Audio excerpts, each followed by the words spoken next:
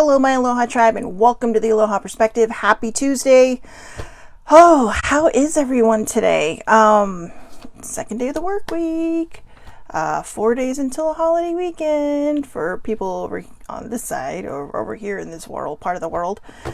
So how's everyone doing? It might get a little fun today because I am so tired. I did not get much sleep last night, but that's part of the fun of this, right? Part of the fun is just seeing where everything goes, how it goes, and whatever it does. So anyways, let's get started with the Affirmators deck. We're on self-love lesson number 8 of 30. And, this is interesting. Hold on one moment. I want to see if these two kind of match up today, the card and the lesson. Nope, it does not. It more matches up with yesterday than anything else. So maybe it's just kind of, it's reiterating and kind of, reinforcing yesterday's message of what parts of you do you love about your body and your personality. So compliments. I know how good it feels to get a compliment, so I give that gift to others. I'll find a nice compliment for everyone I interact with today, even if I have to think really hard about it. In which case, I can follow up by complimenting myself for solving such a compliment puzzle. Wow, I'm skilled. So, good morning, older sibling. So, when it comes to self-love, which is one of the reasons why I'm doing this deck, is it's okay to compliment yourself. A lot of times we're kind of trained and taught, well, you don't do that because what are people going to think? Well, who cares what other people think? If you've done something well, pat yourself on the back. We shouldn't be ashamed of our accomplishments and we shouldn't be ashamed of our victories. But, there was a time when life was a little more subtle than it is now. And, I think that's why a lot of people struggled.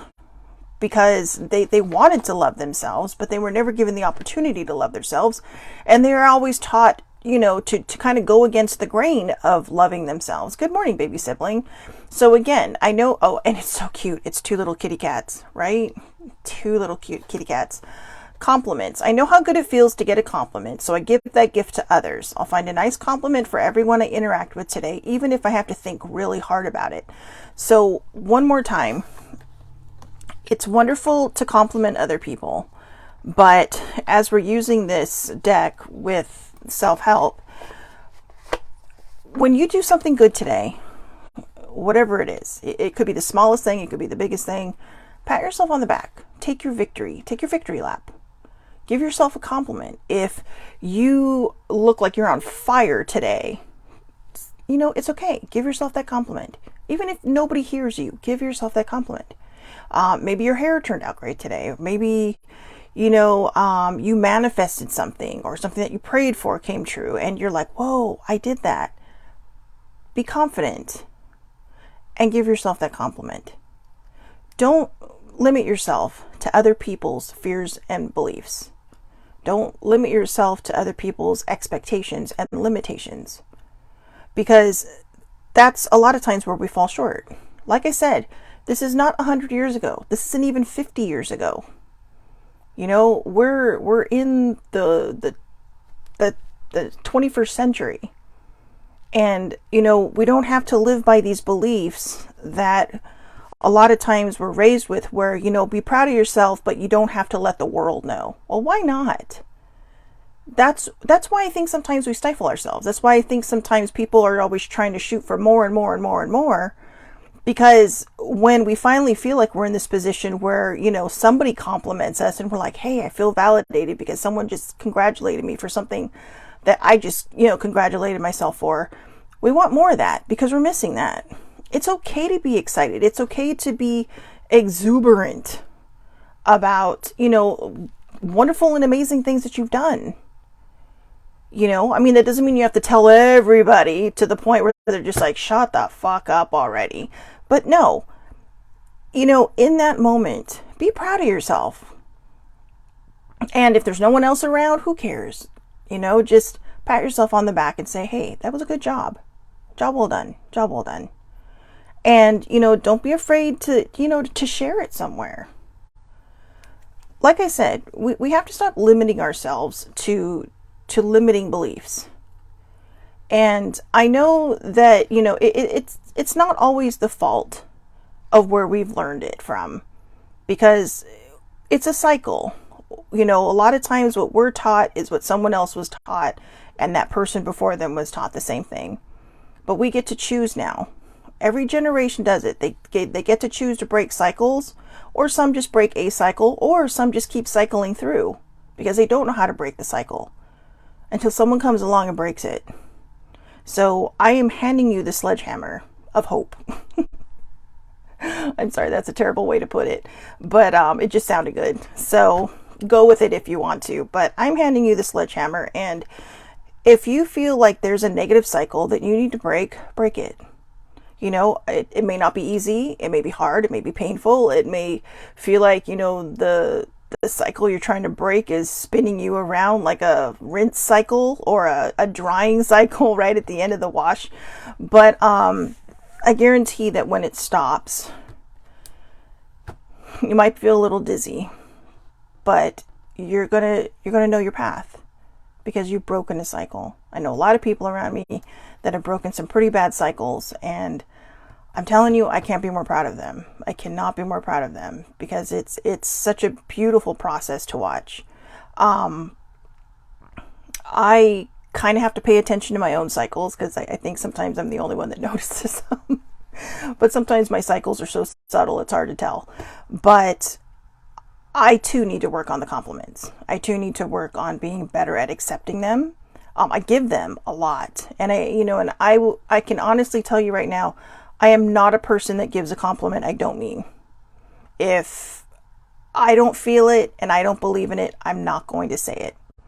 So every time I give a compliment, it is from the heart, not from the brain, but from the heart, because I know sometimes people need to hear it. I mean, for instance, it could be something so small, right? Yesterday, sibling had an appointment, so I drove her just in case I had to do some work.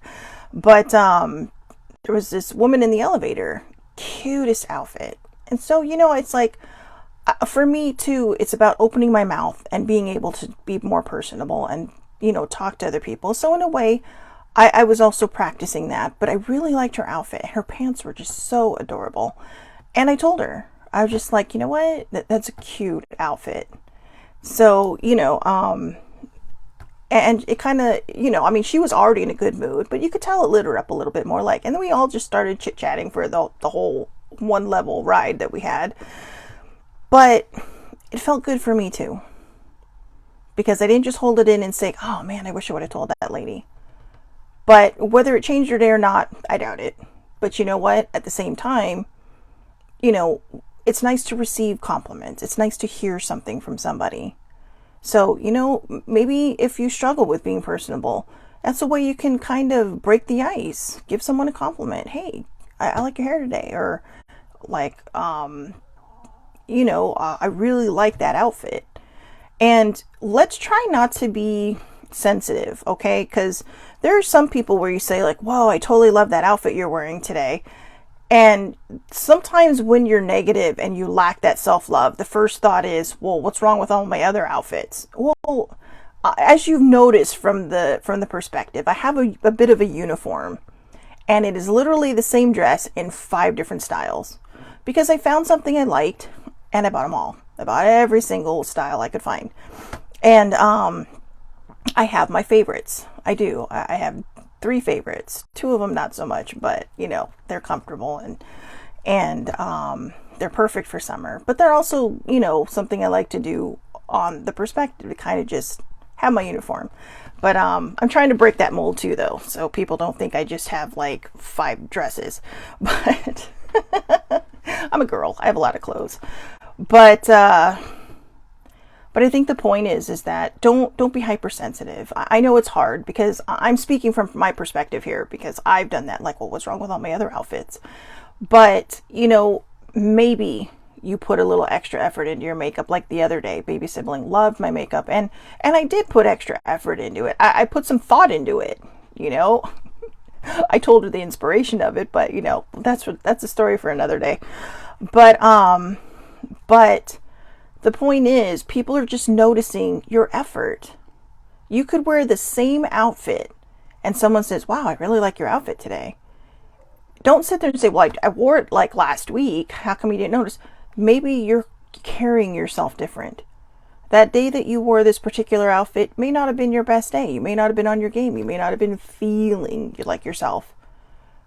And so today, so thank you, baby sibling. Right?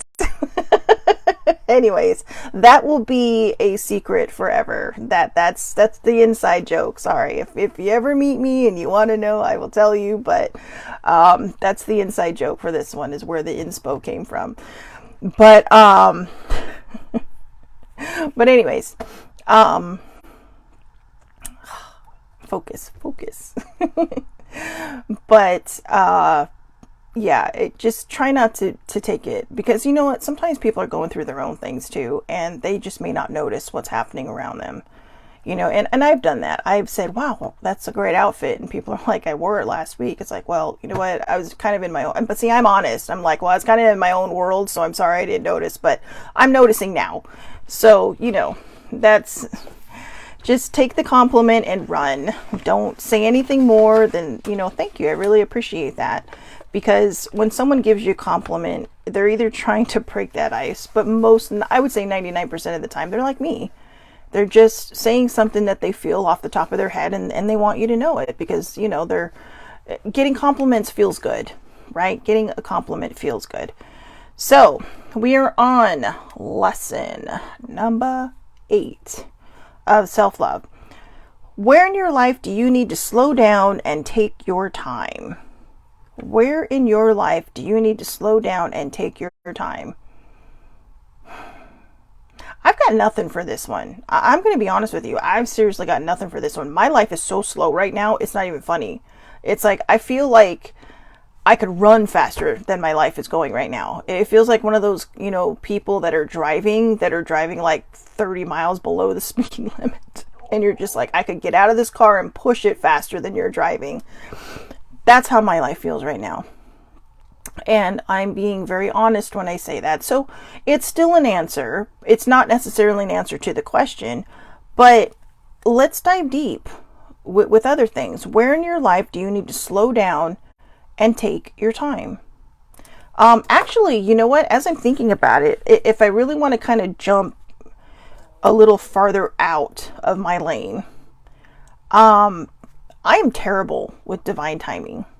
So it's a little bit of a different answer to possibly a different kind of question.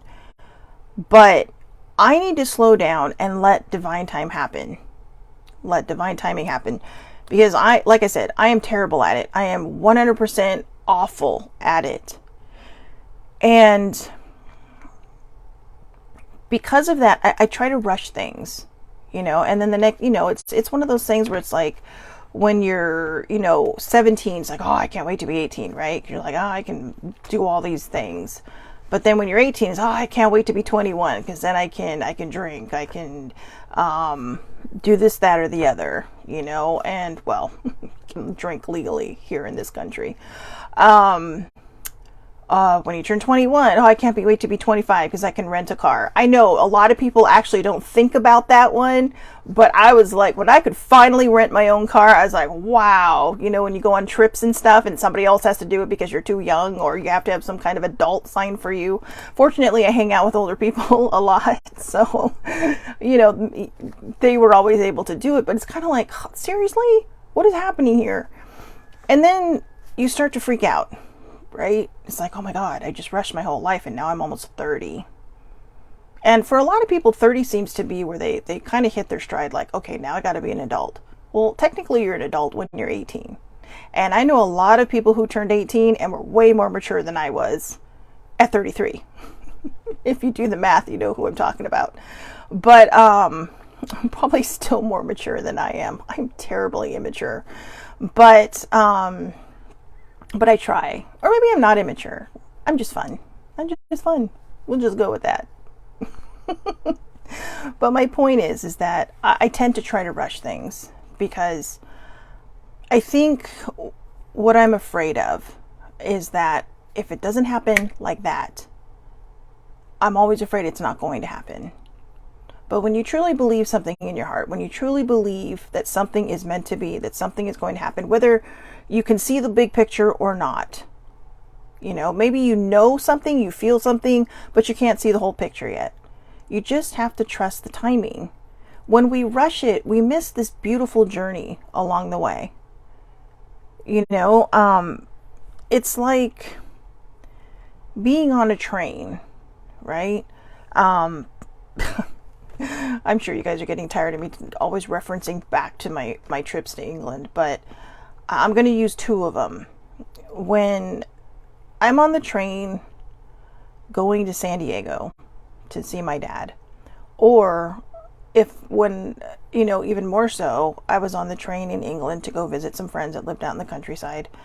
And I saw a lot of people just, and that's fine, because they're probably commuters, right? They're commuters. And they probably think, well, I see this every day. Who cares? Whatever. It's the same view every day. And it was like one of those high-speed trains, like the kind that rock so they go faster, and there was no stops. So not the easiest sightseeing to do, but it was still so pretty. I was panicking about missing my stop. I literally got up and stood by the door 2 stops too early, because there was like 10 minutes in between each stop, but it's like, whatever, I'm up already. But my point is even when I go to San Diego or come home, it's always the same view, but I'm always looking. Sometimes I'm playing on my phone, because there are certain parts where you just get some hills, and there's nothing to see. But once we hit the ocean, it's kind of like, wow.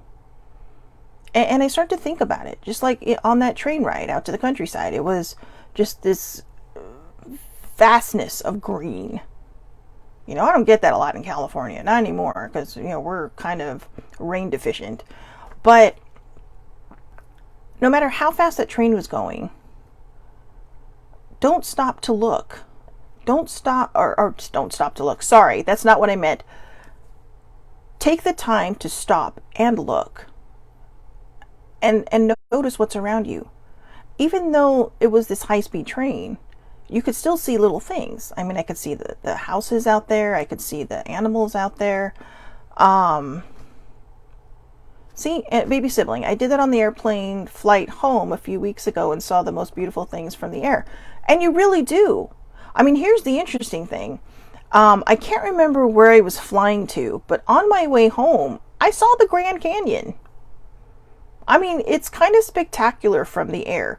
And if you look really closely, when you're flying in certain directions, you can actually see 4 corners from the air. And it was just, and 4 corners is in the United States. It's where 4 states actually touch each other. And it's not like, every state obviously touches each other except for Alaska and Hawaii. But there's one spot where it's literally each corner of this state touches each other. I think it's Colorado, Utah, Arizona, and New Mexico. Baby sibling, you've been there, and my dad's been there too, but he's not on. So, if you remember, can you tell me? Let's inform the viewers. I know she took my nephews there last year for one of their breaks, and I got it right. I got the 4 states right. Yay me! And my dad went on his trip last year, but it is somewhere I want to go. Everyone keeps telling me, yeah, you're not missing much, but you know what? Just because you've been there doesn't mean I don't want to go there. It'd be kind of fun, right? Have 2 feet in 2 different states. So, or be able to walk, you can walk through each state. Just say, yeah, I walked through each state. No one has to know you just did a circle. A little 20-foot circle. But my point is, when we don't stop to look up and notice everything around us, you're going to miss a lot of beautiful things on your journey. A lot of beautiful things. And by not slowing down, this is what happens. By trying to rush my life, this is what happens. And I'm not saying, I rushed my life and now poof, I'm this age. No, because you know what? My life seemed to slow down the more I started to pay attention to it. The less I started worrying about, what's coming next, what's happening next. And it's not easy. Sometimes it's hard. You know, you feel these bad energies just kind of come up and hit you upside the head like with a baseball bat, right? And then, you know, I mean, obviously that's going to hurt. So, or kill you. So maybe that's not the best example, but it feels like someone just stands up and, you know, whaps you upside the head, right? Like, oh, what happened? And sometimes life can do that. But when we slow down and we look at the journey, no matter how fast we're going, we're going to see beautiful things. We're going to see beautiful things happening. You know, there are times when good things happen to people around you, but maybe you're so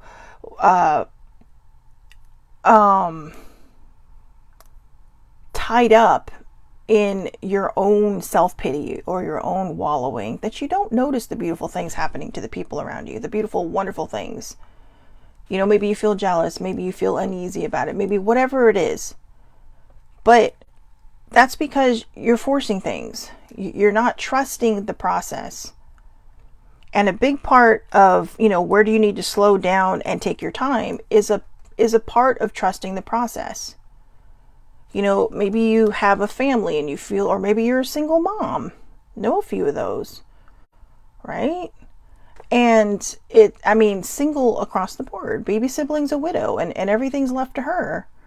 And so, you know, she's like a hamster on a wheel. I mean, that girl's just going. She's like the Energizer bunny. And she goes and goes and goes. And, you know, but there are some people like that who are just kind of, they go, go, go. Now, I know that she stops to look at the journey. I know that she stops to see the view or slows down enough to see the view. And the reason I know that is because they take trips. You know, Christmas is about a time of surprising my nephews with, you know, places they can go. I mean, yeah, they still get presents, but she wants to give them memories. Material things only last so long. You know, some things we do keep for a very long time. I still have things from when I was, I have one particular thing that I have since I was born, and I absolutely love it. And I keep it very safe in my closet. But they're memories. And I get where she's going with that because that's what my parents created for me. You know, I mean, like I said, when I was growing up, what do you want for your birthday? A party or Disneyland? No brainer. I'm picking Disneyland. Bye. But those were my memories. I never regretted not having a lot of parties. I mean, I was so shy back then, and some of my friends were so sketchy anyways. I mean, I don't know if they were just going to be polite or because their parents forced them to. But, and that's not to be pitiful or anything. It's just, Catholic school was rough, okay? All the bad things you hear about it is basically true. So, like just the snarkiness, the bitchiness, the clickiness. I know. God was taking names, but, anyway, sorry. Like I said, I got like 3 hours of sleep, so I'm just kind of like, oh, but it's I'm trying to keep it fun, right? Trying to keep it fun and light. So I want you to stop and think about this, okay? Where in your life do you need to slow down and take your time? And then ask yourself why, to make sure that that is the answer that you want. That is the answer that is truly your answer. You know, like I said, I had no idea. I mean, when we first started this topic, the first thing I said was, I have no idea. I mean, I don't really have one for this. But in my head, I asked myself, why? And then I thought, oh, I'm taking the question too literal. You know, it's like, well, am I moving too fast? Because, I mean, my life is so slow right now, it's not even funny. But then I thought, oh, I keep trying to rush everything into my life. And that's the lesson I need to take away from today. I need to stop. I need to be that person on the train that even though the view looks the same over and over and over again, that I stop to look and appreciate what my eyes are seeing. No matter what side of the train I'm on. Now, the nice thing, in England, on both sides of the train, nothing but green. Pretty tall green grass. And I got some cows. So there, and I love cows. So, let's say they were British cows. Sorry, punchy. But, Anyway, I remember, I have to share this really quick. I remember in French class, everybody laughed at me, but I actually asked my teacher, I said, do animals sound different in France? Yeah, I know, this is like French 2 that I was in. And I asked her, I said, and everybody kind of chuckled. And once she got the class to stop laughing, she said, yes, they do. Because it's interpretation, right? It's interpretation. So, older sibling knew I was going there. Wait, where? With the British cows or the do animals sound different in other languages? But, you know, even in this cat documentary we watched, they actually covered that too, how sometimes they have different, well, I don't know what to call them. I don't want to say speech patterns, but different vocal patterns. So in different countries too, as well. So it's almost like, because cats are pretty smart and they will try to not mimic, but you know, they do try to talk to you. I mean, they're so smart, they're probably thinking, why doesn't this person understand me? You know, it was a really good documentary. It was called Inside the Mind of a Cat. And the reason I am telling you that is because I know there's a lot of people out there who think cats are assholes. Cats can be assholes. But here's the thing. The people that were researching it even said the studies on cats are about 15 years behind dogs. We spend so much time revering man's best friend because they are adorable and they are so loyal. But believe it or not, cats can be too. It's like with any pet that you have, or fur baby. I like to call them fur babies. It's like with any fur baby you have. They will return, but with cats it's a little bit different. They're a little bit more highly elevated mentally, I think. Not that dogs are stupid. Dogs are not stupid. They're very smart, but they're very loyal. But cats they're extremely evolved, and they kind of give what they get. Now you can say, yeah, my cat just sits on me whenever they want, but sometimes there are times when I picked up my kitties and they have just laid down right on me. You know, there's ways to communicate with them. It's just a lot of different things, you know. And maybe we can even apply this to, where do you need to slow down? If you have fur babies at home, take some time to spend some time with them. You know, I know that, you know, I think one of the things that I'm going to share this because it is something that irritates me more than anything. I mean, it just drives me fucking bonkers. During COVID lockdown, tons of people, and I don't know if this is worldwide or just the people here, but a lot of people went out and they were alone, so they adopted pets. Now everybody's going back to work, and these fools are surrendering them back to the shelter. And why? Maybe the dog is tearing stuff up. Maybe the dog is... Then you know what? Get someone to walk them, or just, you know, kind of reinforce the fact that you are coming home. Don't put anything out that can be broken, that can be torn, that can be... Or just deal with it until you get their behavior under control. But what they're feeling is that abandonment. And they don't know any better. They don't know that when you leave the house that you're coming home in like 9 hours. So they're going to act out until they get used to the fact that, oh, okay, my person's leaving, but they're coming back. But people don't give it that much time. And they just quit. Well, I have news for you. These creatures, they have feelings. They know, they feel, and they understand. But they can't communicate it to you. They're not just four-legged creatures with fur that are cute to keep you company when you're alone. I mean, it's helpful. And I get that people were alone. And I feel bad for the people that were alone in lockdown. I really, really do. Because I was lucky. I have a roommate, which is my sister. And, you know, I didn't have to lock down by myself. But when you choose to bring something or someone into your home, you can't just throw them away. They're very, very important. They learn to love you. They learn to be loyal to you. And when you surrender them back, you are killing a part of them. Because somebody had already done that to them. And then, you know, they can feel abandonment issues. That's why sometimes pets take a while to, yeah, older sibling mentioned it. They can get separation anxiety. And, if you are going back to work, give it a few, train them. Okay, I'm gone for an hour, I come back. I'm gone for 3 hours, I come back. I'm gone for 5 hours. And maybe you think, well, why do I have to do that? Because you have brought something to love you and to love into your home. They're not toys.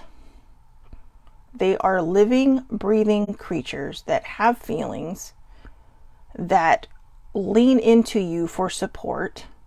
They don't just lean into you because they want to be fed and watered. They lean into you because they learn to love you. It's like bringing in another human. That's why I call them my fur babies, because these are my babies. These are my little four-legged wonders that wander around my house. Between sibling and I, we have 3.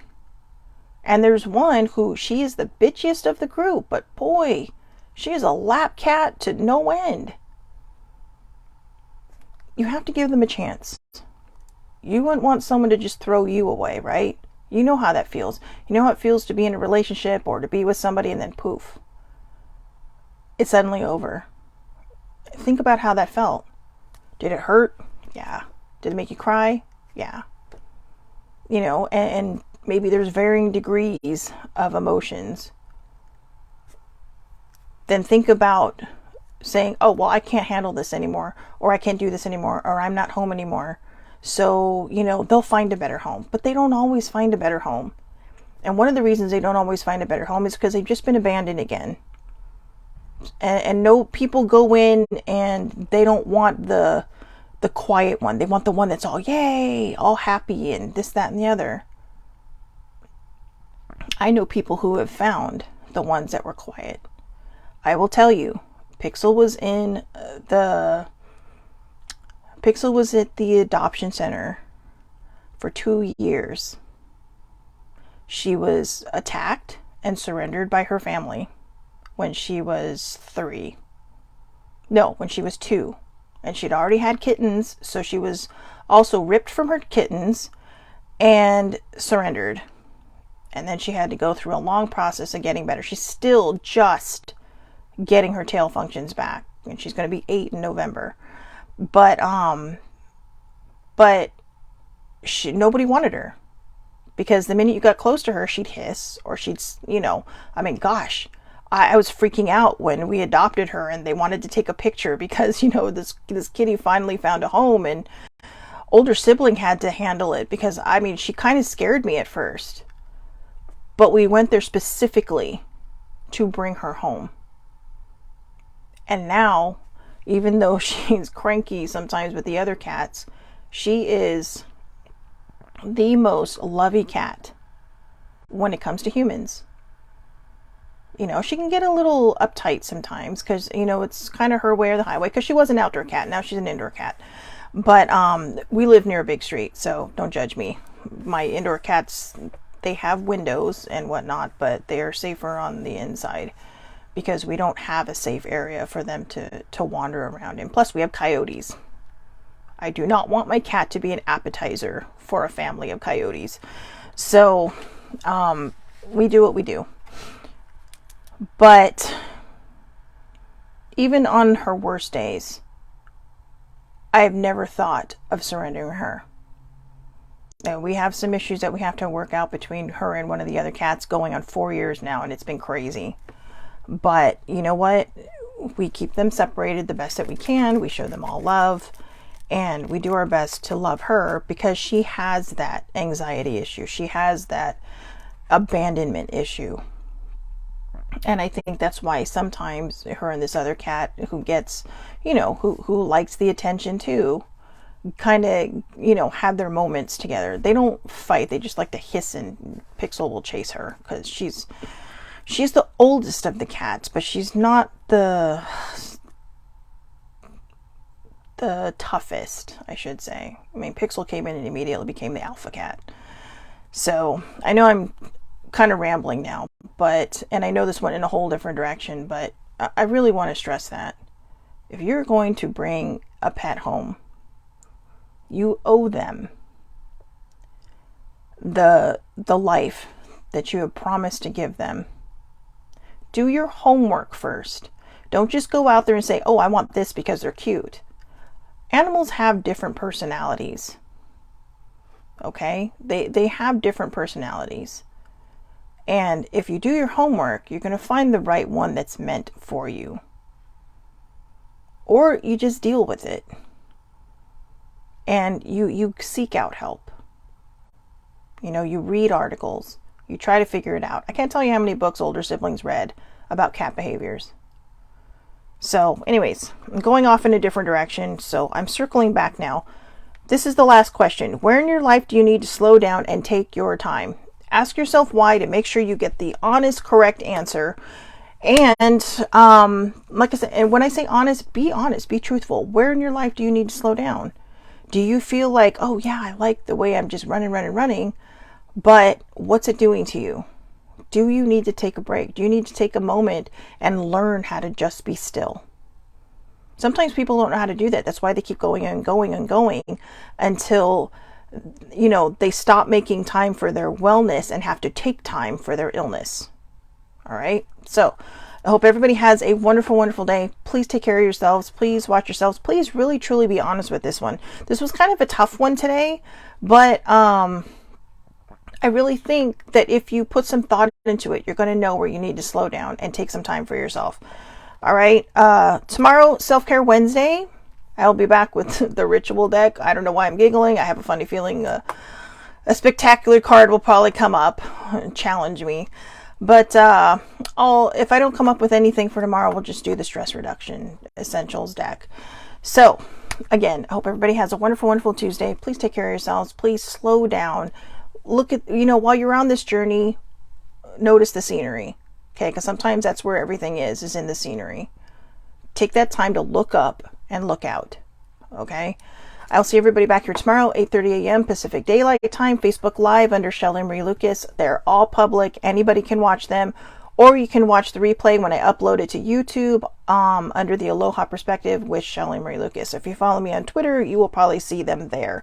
I also do a short version of this on TikTok under the Aloha Perspective as well. And I do share those to Instagram and Twitter. Okay. So again, I hope everybody has a wonderful, wonderful day. Please take care of yourselves. Thank you so much for watching, and I will talk to everybody tomorrow.